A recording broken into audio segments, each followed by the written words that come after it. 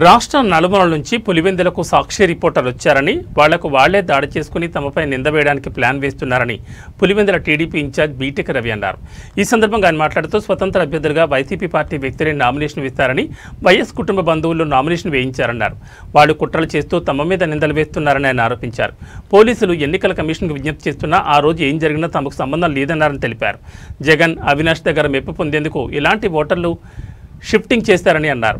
ఒకే గ్రామ పంచాయతీలో ఓటర్లు మార్పు చేస్తారని పేర్కొన్నారు. ఇప్పటికే ఓటర్ స్లిప్పులు పంచారని, ఓటర్ల షిఫ్టింగ్ విషయం ఎన్నికల కమిషన్ చూసుకుంటుందని, ఇంకా ఎన్నికలకు 2 రోజుల సమయం ఉందని Pulivendula TDP incharge BTech Ravi అన్నారు.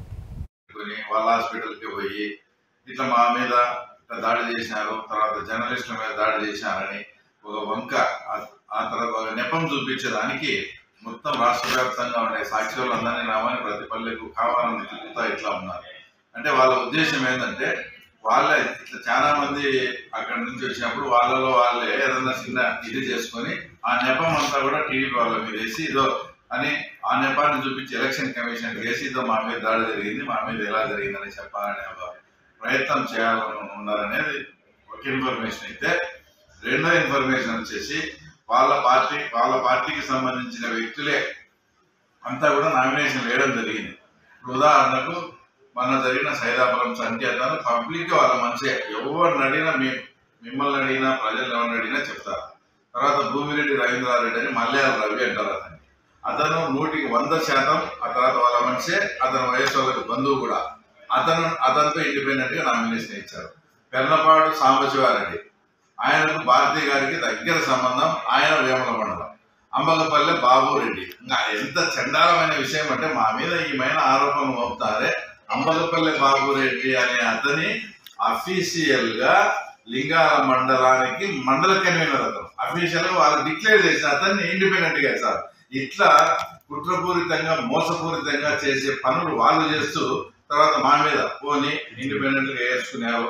ఓకే, ఇప్పుడు 9 ఇండిపెండెంట్ గా వేసినారు వాళ్ళ వ్యక్తులు.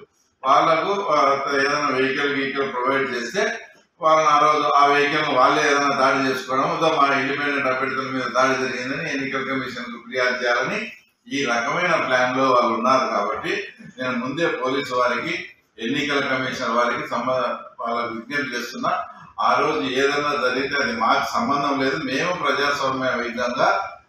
ప్రజాస్వామ్యబద్ధంగా పులివెందుల మండల ఓటర్లను ఎక్కడా డిస్టర్బ్ చేయకుండా మేము ప్రశాంతంగా ప్రచారం జరుపుకుంటున్నాం. ఇంతవరకు జరిగిన 1 or 2 డిస్టర్బెన్సెస్ కూడా బయట మండలాల నుంచి వచ్చిన వైఎస్ఆర్సీపీ యాంటీ సోషల్ ఎలిమెంట్స్ వాళ్ళు ఏదో రకంగా ఉద్రిక్తత చేసి, ఏదో రకంగా ఇక్కడేదో బాగా మేము చించినాం పొడిచినాం అని చూపించుకొని వాళ్ళంతా మేము వైఎస్ జగన్ దగ్గర, అవినాష్ రెడ్డి గారి దగ్గర ప్రాపకం పొందే కోసం వాళ్ళు చేసిన దాంట్లో భాగంగా ఇవి జరిగినాయి. పులివెందుల మండలంలో కానీ వాళ్ళ ఓటర్స్ కానీ నాయకులు కానీ ఎవరు ఎలాంటిది వాళ్ళ మీద అవాంఛనీయ సంఘటన జరగలేదు. కాబట్టి నేను ఎలక్షన్ కమిషన్ వారికి, పోలీస్ యంత్రాంగానికి, అలాగే రెవెన్యూ యంత్రాంగానికి ఈ 2 విషయాలు, ఒకటి సాక్షి వాళ్ళను వాళ్ళే దాడి చేసుకుని దానంతా వాళ్ళ ఛానల్లో చూపించాలనే ప్రయత్నం, ఒకటి ఇండిపెండెంట్ గా అంతా వాళ్ళ మనుషుల్ని పెంచుతున్నారు కాబట్టి వాళ్ళ మీద దాడి చేసుకుని వాళ్ళంతా వాళ్ళే అది మా మీద చిత్రీకరించాలని చూస్తారు. ఈ 2 విషయాల్లో మా వాళ్ళు కూడా చాలా ప్రమత్తంగా ఉన్నారు. అలాగే పోలీసు వాళ్ళను, ఎన్నికల కమిషన్ కూడా అందరికీ తెలుసు. ఇక్కడ ఇప్పుడు ఎన్నిక జరగబోతుందని ఇప్పుడే మాకు ఒక ఇన్ఫర్మేషన్ కూడా వచ్చింది. అంటే